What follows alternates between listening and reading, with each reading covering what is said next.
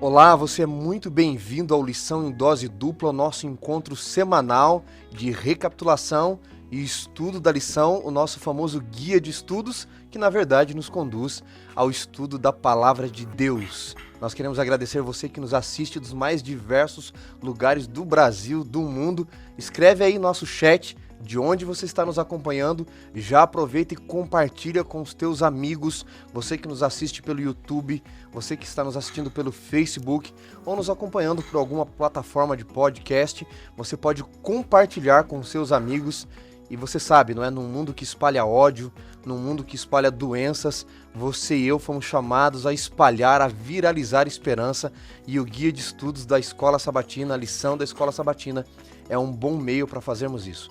Você deve estar achando falta do pastor Roger, você deve estar pensando o que aconteceu, onde está o pastor Roger. O pastor Roger teve um probleminha de saúde, daqui a pouco ele está de volta, não é nada grave e ele não pôde estar conosco. Pastor Roger, um abraço grandioso para você, que nos guia sempre aqui, comanda o Lição em Dose Dupla. Estamos orando por sua recuperação. Mas, embora o pastor Roger não esteja, eu estou acompanhado e muito bem acompanhado aqui de dois grandes amigos. Quero apresentá-los para vocês. Está aqui comigo Israel, que é o nosso coordenador de obreiros dos missionários aqui da Associação Paulista Sudeste, formado em pedagogia, em teologia. Israel, seja muito bem-vindo. Sua saudação aos nossos amigos. Obrigado, pastor Wanderson. É uma honra poder participar desse momento tão especial, onde a palavra de Deus ela é muito bem explicada. Eu tenho assistido muito a lição em dose dupla e fazer parte desse momento é uma honra e eu agradeço muito pelo seu convite, pastor Wanderson. Prazer é nosso, meu amigo, te receber aqui. E vocês já viram, estou bem acompanhado aqui também do meu amigo, meu chefe também, viu, gente? Então falem bem da gente aí nos comentários, que o chefe está aqui hoje, pastor Cláudio. Obrigado por sua presença, pastor Cláudio. Olá, pastor. Um prazer estar aqui outra vez em Lições de Dose Dupla, acompanhando esse lindo trabalho de tornar fácil a compreensão dos temas bíblicos e palatável também, né? Transformar teologia em algo compreensível e aplicável à realidade do dia a dia. Obrigado pelo convite e um abraço para você que nos assiste de qualquer parte do país ou do mundo. É um privilégio compartilhar este momento com você. Que legal, o pastor Cláudio é o nosso secretário administrativo aqui do campo, faz parte do grupo de administradores e aceitou carinhosamente estar conosco aqui. Antes de termos a oração inicial e já entrarmos no estudo, o último estudo da lição deste trimestre, a lição de Gênesis, fala a verdade, foi uma bênção, não foi? Eu quero fazer um desafio aqui para você. Eu já estou aqui, ó, já está em minhas mãos, dá um foco aqui para nós, Thiago. Nós estamos com a lição do próximo trimestre. E você já pode adquirir a lição Provados pelo Fogo. Vai falar sobre sofrimento, as provações da vida, de uma perspectiva teológica, guiados pela palavra de Deus. Você pode adquirir aí nas lojas da Casa Publicadora, as lojas dos céus, aqui na associação temos uma, e você já pode adquirir a tua lição, tá bom? Muito bem, sem mais delongas, vamos direto ao que nos interessa, última lição do nosso guia de estudo sobre Gênesis. Israel, faça oração para nós, por favor, para começarmos com os nossos amigos esse estudo maravilhoso da lição do livro de Gênesis. Convido você que está em casa também a orar conosco nesse momento. Querido bom Deus, queremos agradecer a Ti, Senhor, por esse momento tão especial que é o estudo da Tua Palavra. O Senhor tem nos dado a revelação máxima da Tua Palavra, que já está escrita, mas que nós, de uma maneira bem simples, prática, guiados pelo Espírito Santo, possamos explicar de uma maneira clara para que todas as pessoas, em todos os lugares, possam compreender a Tua Palavra e assim colocar em prática. Fica conosco, fica também com os nossos amigos que estão em casa assistindo e que eles também possam ser abençoados como nós estamos sendo abençoados em nome de Jesus. Amém. Muito bem. Gênesis capítulo 47, verso 27, é o verso para memorizar do nosso guia de estudos. Diz assim: Assim Israel habitou na terra do Egito, na terra de Gósen. Nela adquiriram propriedades e foram fecundos, e muito se multiplicaram. Pastor Cláudio, Israel, Gênesis 37, que abre a história de José, e aliás, já comentamos aqui em outros episódios, José é o personagem bíblico e do livro de Gênesis que mais ocupa espaço nesse livro, não é? Você gasta ali quase que metade do livro para falar da vida de José, praticamente. Lógico, para falar de Judá, para falar de Israel. Mas Gênesis 37 começa dizendo assim: esta é a história de Jacó. Tendo José 17 anos, apacentava as ovelhas de seu pai com os filhos de Bila e Zilpa e trazia más notícias. Ou seja, a história de José, na verdade, ela só é o preâmbulo para contar a história da conversão de Judá, que terá a sequência da primogenitura, de onde virá o Messias, e também para nos falar sobre a história de Israel no Egito. E eu posso estar errado aqui, pastor Cláudio, Israel, mas a impressão que eu tenho é que a história de José é uma miniatura da história de Israel, de fato. Porque, veja, ele vai para o Egito, José não precisava ir como escravo para o Egito. Deus havia dado o sonho a ele e Deus iria cumprir o sonho. Os irmãos dele é que fizeram, por inveja, esse estratagema todo. Mas José vai para o Egito, lá ele chega pobre, ele se torna governador, ele domina sobre toda a terra. Não seria essa a história de Deus para Israel? Vai para o Egito, vai como um pobre, precisando das farturas do Egito, porque lá havia alimento. Lá ele iria se multiplicar, engrandecer. Moisés seria preparado para ser faraó. Imagina, pastor Cláudio, que história linda seria. Moisés, a Bíblia diz que ele seria faraó, se ele não matasse o egípcio. Moisés agora faraó no Egito, na dinastia dos Ixos ainda. E ele abrindo mão do trono do Egito para ir com Israel para Canaã. Seria mais ou menos a história de Jesus. Mas, infelizmente, isso tem um contratempo. A história de José poderia ser a miniatura da história de Israel, e é, de fato, como Deus iria guiar o seu povo. Que lições nós podemos tirar já de primeira mão, assim, pastor Cláudio, dessa ida de Jacó para o Egito se encontrar com José e as lições que trazem para a nossa vida também? Então, a ida de Jacó para o Egito parece um contrassenso, não é? Porque o propósito era estabelecer-se em Canaã, fazer de Canaã a sua morada, ali desenvolver uma grande nação, e voltar ao Egito parecia ir contra toda a perspectiva e toda a promessa, não é? Contudo, ele foi devido a uma necessidade, mas teve também a segurança de Deus de que, apesar de ir ao Egito, Deus estaria com ele e que ele voltaria para Canaã em algum momento. Então, na vida da gente, nem sempre conseguimos seguir de modo linear, não é? Em direção aos nossos objetivos, aos nossos alvos, às conquistas. Mas Deus sempre está ali no controle da situação para que em nossas indas e vindas, em nossas adaptações às circunstâncias que nos cercam, nos levar à conclusão final do plano original que Ele tem para cada um de nós.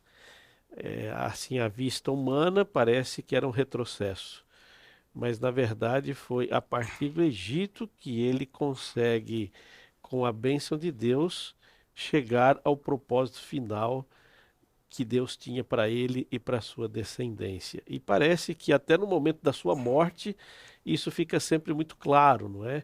Ele deixa claro para os seus filhos de que seu corpo não deveria ser enterrado no Egito, deveria ser levado a Canaã. Então é realmente muito interessante essa história dele. Dentro dessa perspectiva de ir ao Egito, pastor Cláudio e pastor Wanderson, nós notamos uma coisa muito interessante. No capítulo 12, no verso 10 ali do livro de Gênesis, quando Abraão e Sara, nesse momento, eles querem descer para o Egito, tem um momento da fome ali. Há uma fome onde eles estavam e eles então vão para o Egito. E acontecem algumas coisas. No capítulo 26, também ali no versículo 1, também tem a questão da fome com Isaac. Isaac está ali, está passando por um problema da fome e ele pensa em descer para o Egito, ir para o Egito também. Aí Deus fala, não repita as mesmas coisas que aconteceram com Abraão. Só que quando nós observamos agora com Jacó tem a permissão de Deus para ir para o Egito. O Egito, então, tem uma função também teológica, que é proteger o povo de Deus, mas nas horas certas, nos momentos certos. E quando a palavra de Deus vai dizer que Jacó está indo para o Egito, Jacó, ele sabe muito bem que o Egito é perigo, porque ele já sabia da história, ele já sabia o que tinha acontecido. Então, quando ele está indo para o Egito, ele sabe muito bem que o Egito, ele tem, na sua perspectiva, para o povo de Deus, ele é um perigo, ele é uma ameaça. Só que, quando ele vai em busca de Deus, a gente percebe que Deus fala, não, pode ir, que eu estarei com você. Ou seja, ir ao Egito com Deus seria algo maravilhoso, onde ele poderia ir com segurança. Tomando como base o que o Israel falou, de que o Egito serviu como local de proteção para o povo de Deus, isso em algum momento parece meio paradoxal. Porque o Egito serviu para socorrer os povos em momentos de fome, de necessidade. O próprio Jesus se escondeu no Egito, seus pais se esconderam no Egito para fugir da morte dos inocentes, de Herodes, etc. Mas, ao mesmo tempo, o Egito simboliza na Bíblia um local de apostasia, de idolatria, de perigos espirituais, não é? De sedução. E como nós podemos contornar essa situação de que em momentos o Egito é proteção e em outros momentos o Egito é em perigo? O mesmo Deus que disse para Jacó, pode ir ao Egito, disse mais tarde para não voltarem ao Egito. Como podemos alinhar essas duas posições com respeito ao Egito? Muito boa a colocação de vocês e muito bem observada essa questão do Egito e dessa partida. Acho que a gente tem 2 pontos aqui, pastor Cláudio. Essa questão que você levantou, de fato, o Egito, afinal, ele é um desvio do plano de Deus, ele é um instrumento de Deus, ele é perigo, ele é proteção, o que ele é. E outra é essa partida que eu gostaria de conversar e dialogar com vocês, com os amigos que estão aí em casa também. Vai escrevendo aí suas perguntas, seus comentários, que a gente vai sempre lendo também, tá bom? Você que está aí nos acompanhando. Então vamos lá. Quando Deus, pastor Cláudio, ele promete a Abraão para sair da sua terra, ele fala para Abraão que ele vai dar a terra da onde? Desde o Egito até o Eufrates, desde o Mediterrâneo até o Golfo. Essa é exatamente a extensão do reino de Davi. E essa é exatamente a extensão do reino de Salomão. Foi quando Israel mais teve domínio na terra. Foi do Egito até a Mesopotâmia, do Mediterrâneo até o Golfo. Era uma extensão tremenda para a época, não é? E é onde se estipula que seria o Éden. A descrição que Moisés faz do Éden, porque a descrição dele é pós-dilúvio, é exatamente do Egito até o Eufrates, do Mediterrâneo até o Golfo. Deus queria que o seu povo dominasse aonde era o Éden e dali fosse uma influência para o mundo todo. Então eu acredito que quando Deus manda Jacó para o Egito e ele manda José antes, a ideia de Deus é que seu povo passasse pelo Egito. E é muito curioso, até vou pedir, pastor Cláudio, se você puder ler para nós Gênesis capítulo 46, versículo 1 até o versículo 4. Gênesis 46, você que está em casa pode nos acompanhar, anote esse texto aí também para passar a lição amanhã, para repartir na tua igreja, comentar. Gênesis 46, versos 1 ao 4. Partiu, pois, Israel com tudo o que possuía e veio a Berseba e ofereceu sacrifícios ao Deus de Isaque, seu pai. E falou Deus a Israel em visões de noite e disse, Jacó, Jacó. Ele respondeu, eis-me aqui. E então disse, eu sou Deus, o Deus de teu pai. Não temas descer para o Egito, porque lá eu farei de ti uma grande nação. Eu descerei contigo para o Egito e te farei subir outra vez. A mão de José fechará os teus olhos. Olha que coisa incrível, né? Então Deus, é a última vez que Deus aparece para Jacó. Você não vai ter mais na narrativa de Gênesis Deus aparecendo para Jacó. E a última vez que ele aparece para Jacó, ele diz, não tenha medo de descer para o Egito, eu vou ser contigo. Eu te levarei e eu te trarei de volta. E eu vou fazer de você uma grande nação lá. Por que no Egito? O Egito, por milhares de anos, né, Israel, pastor Cláudio, o Egito foi o maior império do mundo, por milhares de anos. As dinastias egípcias, não é? Com Ramsés e outros faraós poderosos, Ramsés II especialmente. Mas veja, ali Jacó era uma família de 70 pessoas. Quem era Israel? 70 pessoas, uma tribo pequenininha. Abraão tinha mais homens na época. Abraão tinha 400 e poucos soldados, só de soldados. Israel tinha 70 pessoas. E agora ele desce para o Egito, o maior centro de influência do mundo. Ali José era o governador.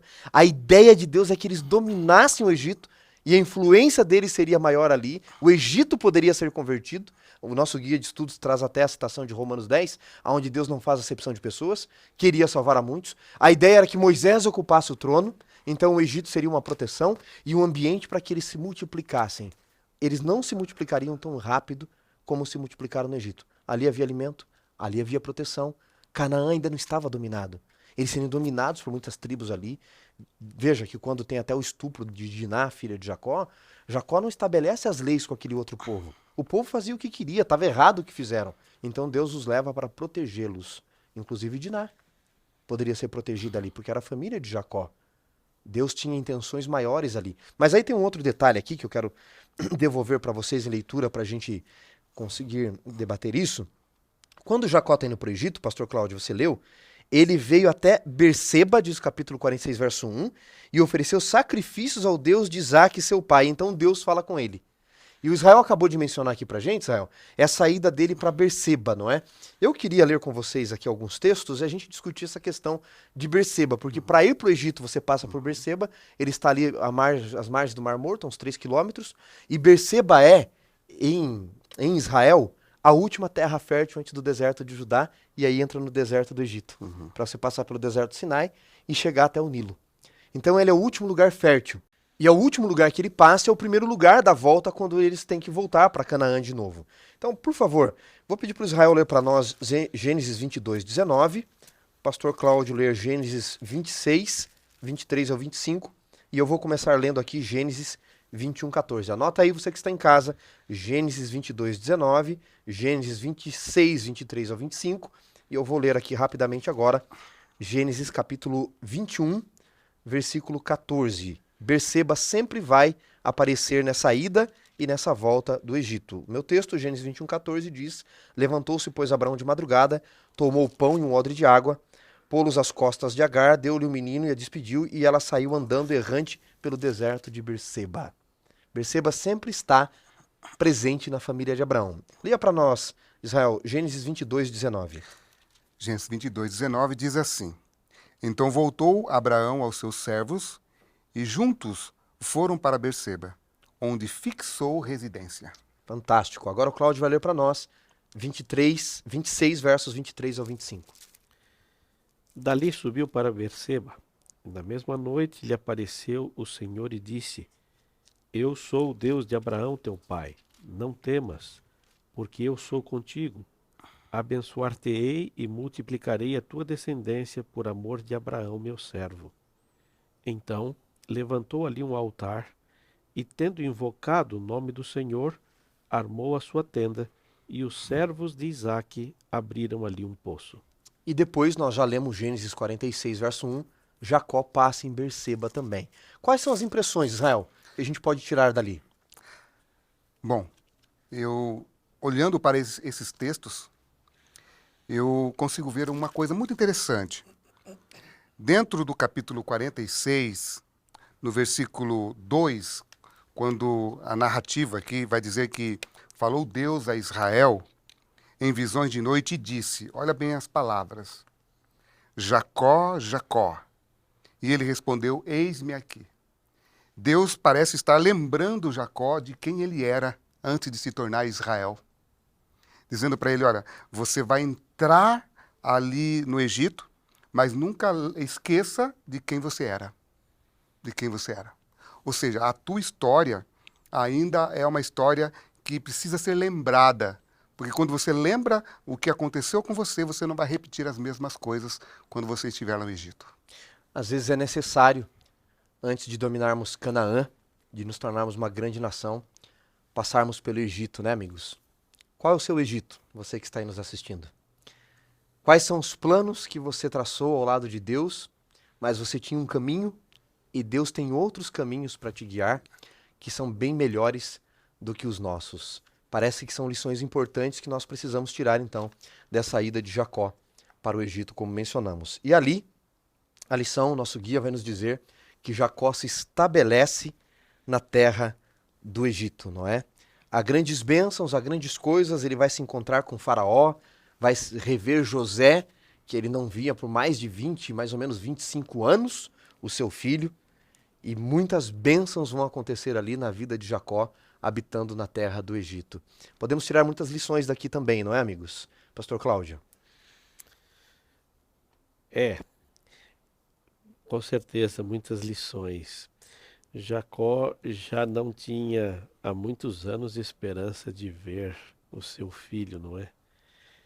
E agora voltar ao Egito e se encontrar com o governador que vem ao seu encontro acompanhado de carros, de príncipes e de toda a pompa egípcia, deve tê-lo feito recordar dos sonhos de menino de José, não é? Porque José lhe contou o sonho algumas vezes do sol, da lua, as estrelas se curvando perante ele. E seu pai naquele tempo já entendeu que isso era meio que uma profecia. E agora o seu próprio pai, ao chegar ao Egito, vê com seus próprios olhos o cumprimento da profecia. Então é interessante perceber que mesmo em meio aos erros humanos, às desgraças, às diferenças que havia na família, Deus faz com que o seu plano se cumpra na vida dos seus filhos, não é? E tudo aquilo que havia sido profetizado na infância se cumpre agora. E Jacó vive tempo suficiente para ver o que Deus estava tornando a sua família, apesar dos seus muitos erros. Muito curioso, não é? Porque o nosso guia traz uma expressão interessante em Gênesis 47, verso 7, quando Jacó ele é levado por José para se apresentar-se diante de Faraó. Essa expressão bíblica, né, Hamad, é uma expressão aplicada a sacerdotes, não é? Esse Jacó vê o seu filho José em posição elevada e agora ele se coloca diante de Faraó com a posição mais elevada, não é? E o autor do guia aqui, ele nos diz que se Faraó era considerado um sumo sacerdote no Egito, Jacó, por ser pai de José, e ele mesmo havia dito para seus irmãos, que José diz, né, eu sou o pai de Faraó em toda a sua casa, Jacó, ele não é recebido por Faraó como qualquer um, né? Sim. Olha a honraria que Deus entrega a ele também. E aí tem uma questão interessante que eu queria colocar aqui para vocês também, que o nosso guia traz na lição de segunda ainda, que quando José apresenta os seus irmãos a Faraó, capítulo 47, verso 6, José dá umas dicas para eles, não é? Eles dizem, olha, digam isso, ocultem isso, porque eles têm, e José tem medo, diz o nosso autor aqui, o Jacques Ducan, de que Faraó, para honrar José, honre seus irmãos e seus irmãos se pervertam com o poder do Egito. E aí então eles vão apenas ser cuidadores de gados, né, de rebanhos. Que lições podemos tirar daqui, desse episódio, Israel? Pastor Wanderson e amigos, eu, olhando bastante para esse texto, capítulo 47, e observando aqui esses detalhes, Jacó, quando ele chega diante de Faraó, ele chega exatamente com toda a história do que tinha acontecido na vida dos seus pais, com Abraão e com Isaac. E é interessante também, dentro do que o pastor Wanderson colocou aqui, que José, ele sabia quem eram os seus irmãos. Mais do que ele saber quem eram as pessoas que estavam ao seu redor, ele sabia muito bem do caráter que tinham os seus irmãos. E dentro dessa perspectiva, ele se prepara para que, quando o faraó estivesse diante dos seus irmãos, ele se prepara falando com os seus irmãos antes, para que eles então se colocassem como pastores de ovelhas, para que quando o faraó tentasse dar a eles alguma outra posição diferente, que eles não pegassem ou tomassem posse dessa posição e obedecessem ao que José falou. Mas pastor Wanderson e pastor Cláudio, eu tenho uma coisa muito importante que eu queria destacar aqui dentro dessa questão de Faraó falando com Jacó aqui. Está exatamente no verso 3 e verso 4. Eu quero ler com vocês também. Capítulo 47, verso 3 e verso 4 diz assim: Então perguntou Faraó aos irmãos de José: Qual é o vosso trabalho? E eles responderam: Os teus servos somos pastores de rebanho, tanto nós como nossos pais. Disseram mais a Faraó: viemos para habitar nesta terra, porque não há pasto para o rebanho de teus servos, pois a fome servem na terra de Canaã. Agora, pois, te rogamos, permitas habitem os teus servos na terra de Gósen. E é interessante, pastor Wanderson e pastor Cláudio, que a palavra que ele usa aqui é uma palavra que significa habitar, aqui significa habitar temporariamente. Eles sabem, eles têm uma complexidade enorme, que eles são ali estrangeiros, eles são peregrinos, eles não estão indo para morar ali no Egito, pastor Wanderson. Eles estão indo com a ideia de que eles vão entrar ali, mas que vão sair logo, logo dali. Ou seja, volta aquela ideia do capítulo 15, quando Deus está falando com Abraão ali na aliança, dizendo, olha, vocês serão peregrinos em terra alheia, ou seja, a terra do Egito não é suas. Vocês estarão ali apenas de passagem. Não dá para lembrar a nós de que nós também estamos nesse mundo apenas de passagem, pastor Wanderson e pastor Cláudio? Estamos aqui nesse mundo, mas só de passagem, diz um hino, né? Aguardamos uma terra futura, uma vida bem melhor do que esta. Enquanto vocês comentavam, me chamou muita atenção aqui de que José, ele cuidou dos detalhes, né? Ele manda buscar seu pai, manda carros sofisticados da época. José, ele cuida em apresentar seus irmãos, dá dicas a eles de como deveriam falar com Faraó. Tudo aquilo que eles fizeram com José, o abandonando, o menino frágil, José, ele reverte em bem, né? Alguém já disse que a maior vingança é nós sermos diferentes. Porque quem combate monstros tem que tomar cuidado para não se tornar pior, igual ou pior do que os monstros que combate, não é? Os irmãos de José, inclusive, têm medo, né, num dado momento da morte de Jacó, de que ele se vingue. Mas José, ele se mostra diferente, não é? Daquilo que os irmãos fizeram, não é, pastor Cláudio? Pastor, eu acho interessante também, quem já viveu em outro país sabe que a vida de um estrangeiro em outro país não é uma vida simples. Porque o estrangeiro chega com todas as suas bagagens culturais que podem ser chocantes para a cultura que ele está abraçando agora.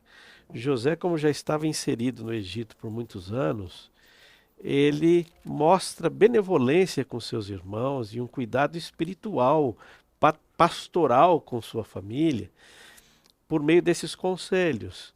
Porque, obviamente, os irmãos não conheciam a cultura egípcia, não conheciam a política envolvida por trás de tudo que estava ligado ao Egito.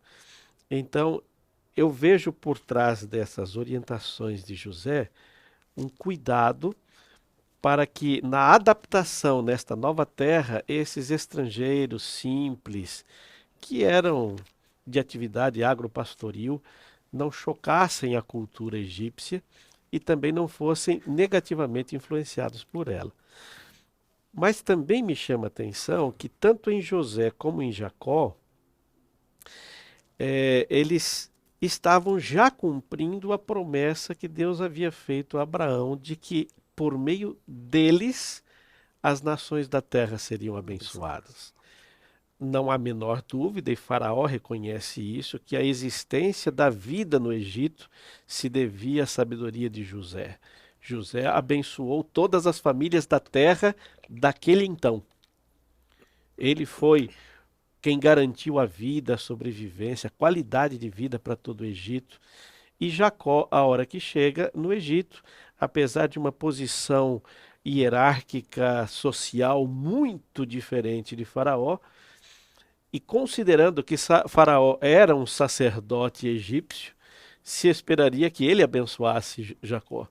Mas Jacó toma a iniciativa de abençoar Faraó.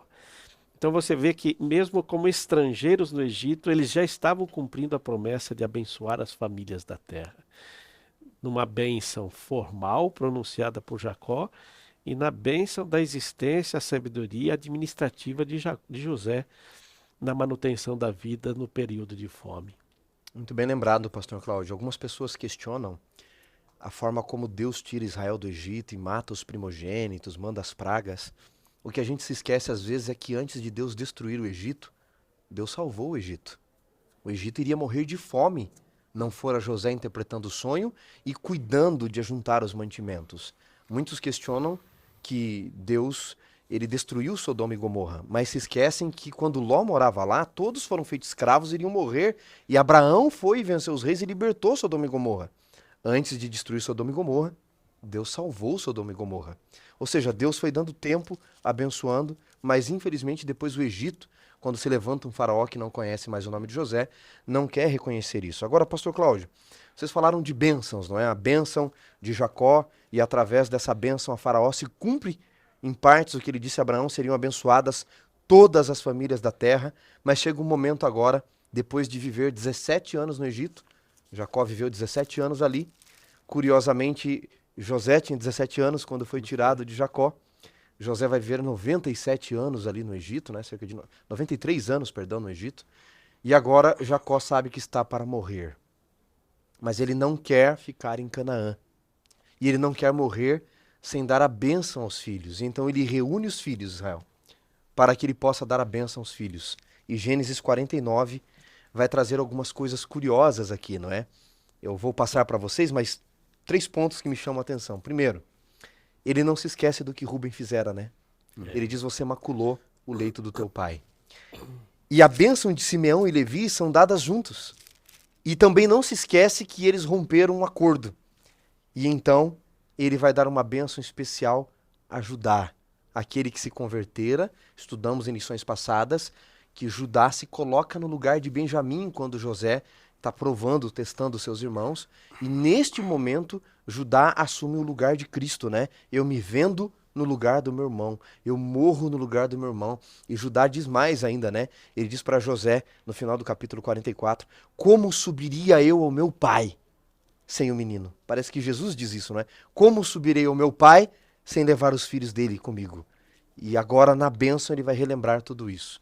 Que lições tiramos também, Israel, dessas bênçãos que Jacó vai passar aos seus filhos nesse momento? Já abençoaram a Faraó e agora ele vai abençoar seus filhos e antes da morte vai dar uma ordem a eles ainda. Amigos e pastores, quando nós observamos a questão do capítulo 12, pastor Wanderson e pastor Cláudio, quando o pastor Cláudio bem colocou aqui sobre Abraão, em ti serão benditas todas as famílias da terra, nós observamos que em cada tempo os filhos de Deus na terra, eles estão para abençoar aqueles que estão ao seu redor. E nesse momento, quando vai chegando aqui o momento de Jacó abençoar os seus filhos, que logo logo se tornarão as 12 tribos de Israel, Jacó, ele está agora como um guerreiro enfraquecido pela idade, pelos problemas que passou, né, pelas dificuldades que ele passara, né? Mas a gente percebe que ele reúne forças ali. E ele relembra de todas as coisas que aconteceram com seus filhos. E ele vai abençoar os seus filhos como um sacerdote, dar a bênção sacerdotal para os seus filhos, mas de acordo com cada caráter de cada um deles. É muito interessante isso. Então ele sabe o que são os seus filhos, o que se tornarão os seus filhos, mediante ao caráter que eles já estavam moldados. É mediante ao caráter dos próprios filhos que ele então vai pronunciar ali as bênçãos. E é importante que o pai conheça os seus filhos. É muito importante. É muito importante que o pai conheça os seus filhos, porque mediante ao que ele sabe sobre os seus filhos, ele pode corrigir os seus filhos. É bem interessante isso que você comentou, porque uma leitura superficial do texto pode dar a entender de que Jacó mostrou preferência para uns em relação a outros, porque aparentemente uns receberam bênçãos maiores, alguns dos filhos, inclusive, nesta bênção profética, seriam servos dos seus irmãos, o que dá uma aparência de preferência, de favoritismo de Jacó para com uns e outros.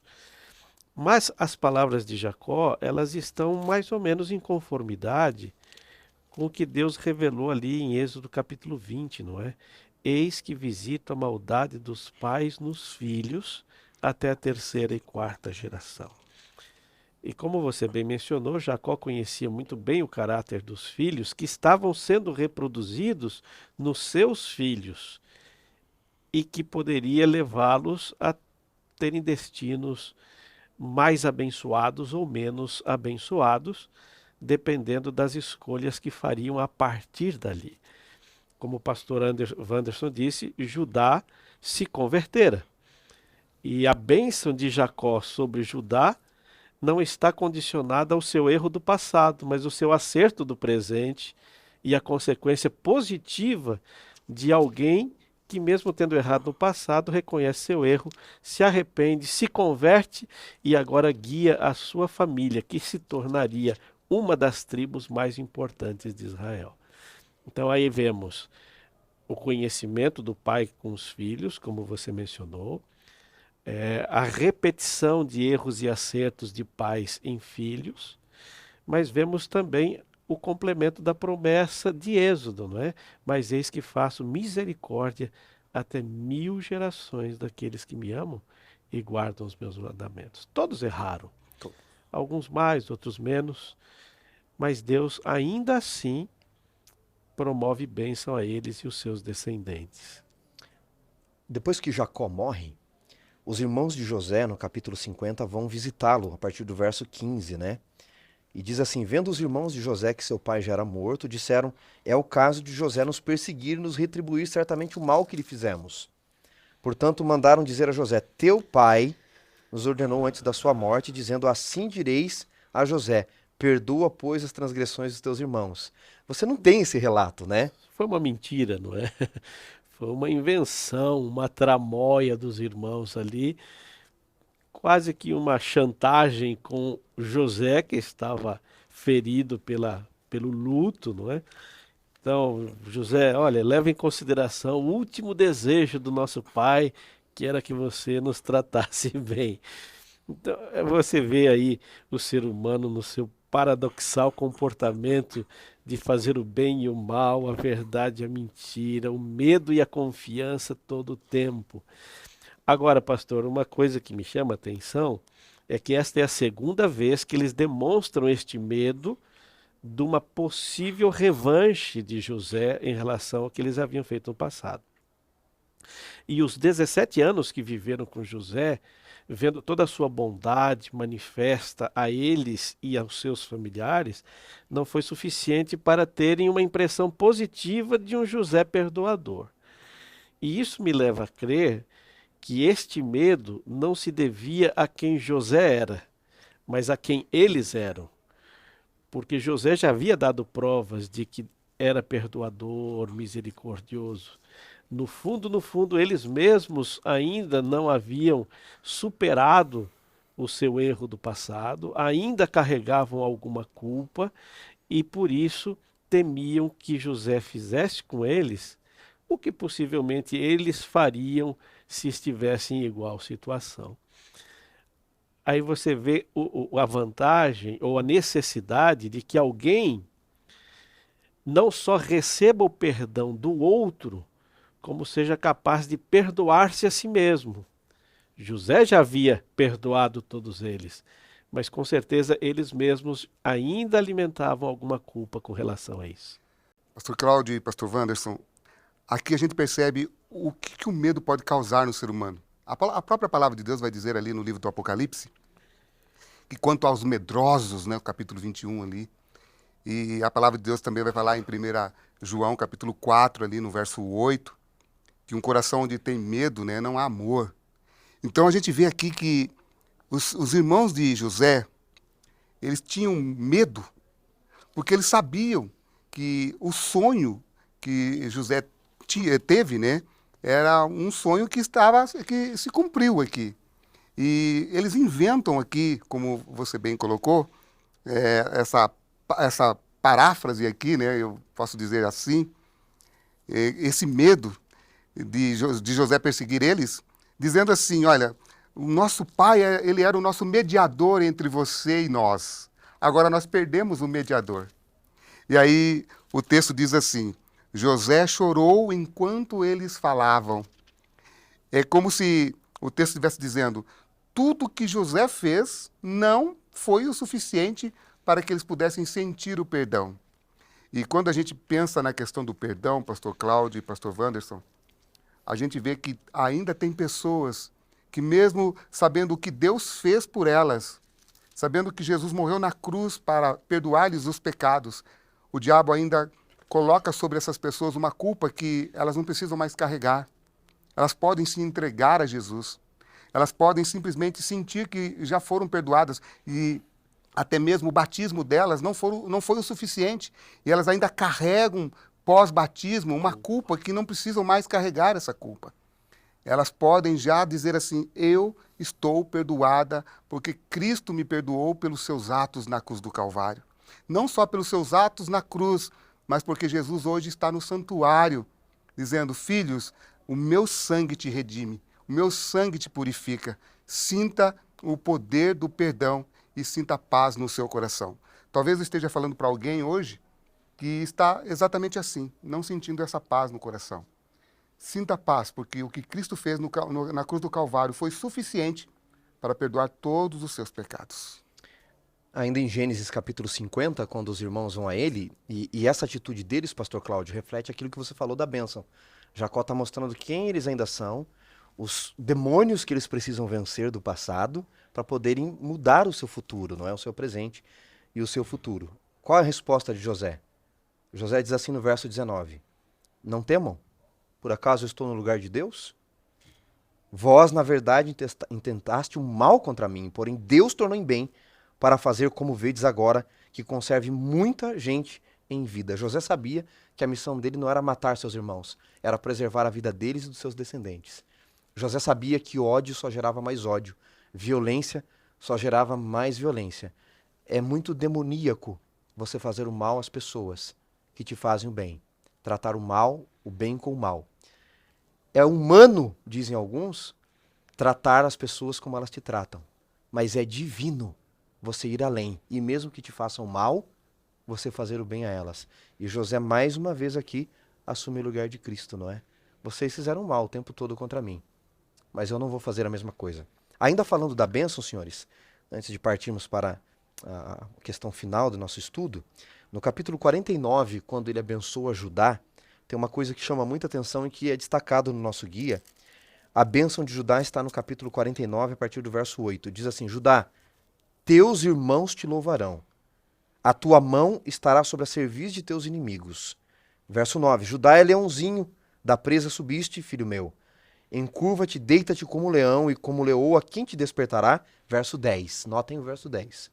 O cetro não se arredará de Judá, nem o bastão dentre os seus pés, até que venha Siló. Essa expressão, até que venha Siló. Como assim? Até que venha Siló. Siló vem de Shalom, de Shalai, de Shalom, em hebraico, que significa paz. Uhum. E quando nós lemos, aliás, eu pedi para o Israel ler para nós, Isaías 9, versos 6 e 7. Você pode abrir aí a sua Bíblia também, Isaías 9, versos 6 e 7. Quem é esse Siló que Jacó promete na bênção que dá a Judá? Capítulo 9 de Isaías, versos 6 e 7, diz assim, porque um menino nos nasceu, um filho se nos deu. O governo está sobre os seus ombros, e o seu nome será Maravilhoso Conselheiro, Deus Forte, Pai da Eternidade, Príncipe da Paz, para que se aumente o seu governo e venha paz sem fim sobre o trono de Davi e sobre o seu reino, para estabelecer e o firmar mediante o juízo e a justiça, desde agora e para sempre. O zelo do Senhor dos Exércitos fará isto. Já estava prometido ali então que o príncipe da paz, Siló, viria de Judá, a esperança das nações. E depois da morte de Jacó, a Bíblia vai descrever esse diálogo que já mencionamos dos irmãos de José e finalmente a morte de José.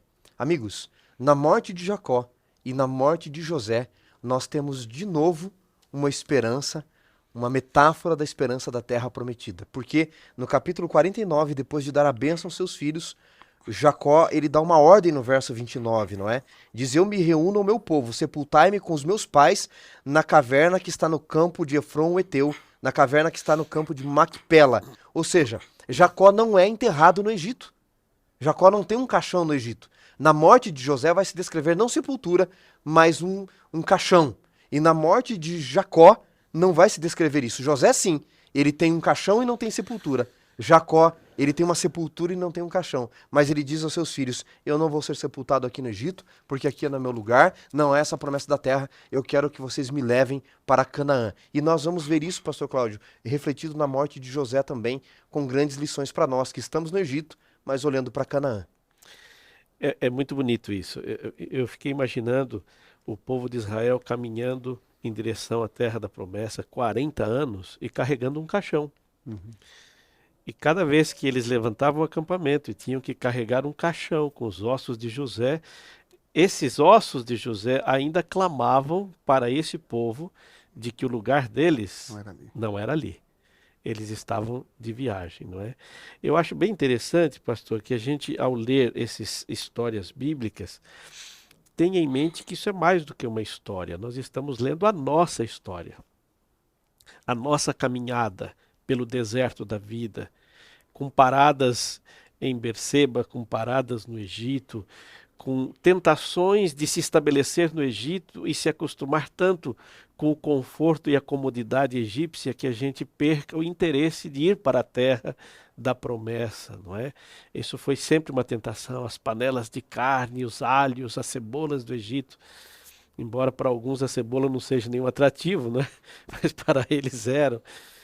E nós também corremos esse risco de, na nossa caminhada pessoal, não desenvolvermos a conversão, não abandonarmos os nossos defeitos de caráter, como alguns dos filhos de Jacó fizeram, ou nos acostumarmos tanto ao Egito, ao ponto de preferir permanecer como escravos, do que abandonar a comodidade e caminhar pelo deserto até a terra da promessa.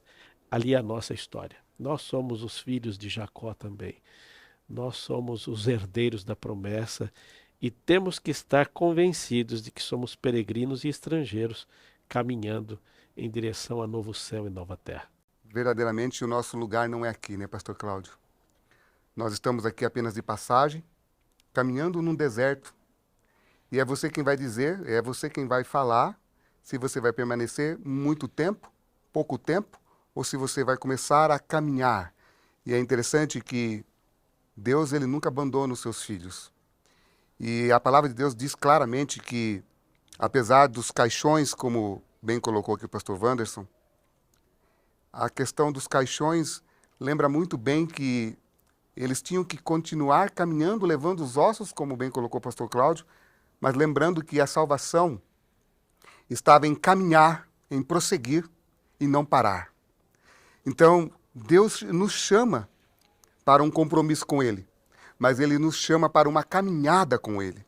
E essa caminhada, pastor Cláudio, ela é uma caminhada de relacionamento. Relacionamento com Deus e um relacionamento com o próximo.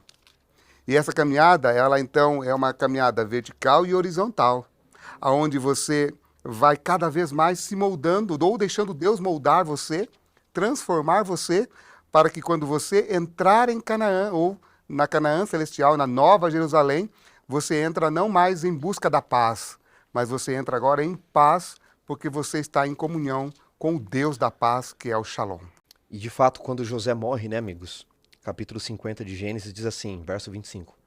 José fez jurar os filhos de Israel, dizendo, certamente Deus visitará vocês. Pastor Cláudio, muitas pessoas perdem a esperança quando elas estão à beira da morte. Eu aguardei Jesus voltar, ele não voltou, aquele medo, o que será de mim agora, não sei se estou preparado. E alguns, eu já vi pessoas morrendo dizendo, eu não sei se eu estou preparado. Pessoas que pregaram uma vida toda, eu não sei se eu estou preparado. José, que quase nunca viveu em Canaã, porque foi arrastado à força para o Egito, ele diz, um dia Deus visitará vocês. José sabia que um dia nós receberíamos uma visita diferente na terra do Egito. Um dia, um ser de um outro planeta visitaria o Egito. Não era Moisés, era Deus quem visitaria o Egito. Aliás, Deus só tira o povo do Egito quando diz que o anjo do Senhor, que é Jesus, passou pela terra do Egito e feriu os primogênitos. E aí, quando nós vamos para Êxodo, capítulo 13, verso 19, eu adoro esse texto, ele diz assim, também levou Moisés consigo os ossos de José, pois havia este feito jurar os filhos de Israel, dizendo, certamente Deus visitará vocês e levareis os meus ossos.